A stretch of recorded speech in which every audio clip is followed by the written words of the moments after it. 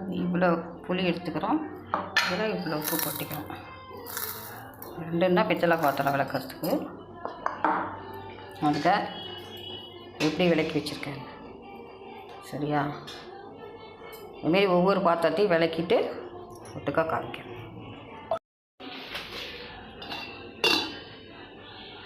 இப்படி இருக்கா விளக்கண வாழ்க்கை இப்படி இருக்குன்னு.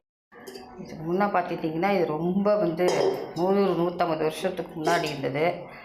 இப்போ தான் புளி போட்டு விளக்கிட்டு இருக்கேன். இது பாருங்கள் எப்படி இருக்குது. இது நான் சின்ன வயசில் எடுத்த படம், தண்ணி எடுத்த படம். அதெல்லாம் எடுத்து விளக்கி யூஸ் பண்ணலாம். நல்லா விளக்கிட்டு காட்டுறேன். ஃபஸ்ட்டு இதெல்லாம் போகலை எனக்கு. பார்த்திங்கன்னா இது ரொம்ப டார்க்காக இருந்தது.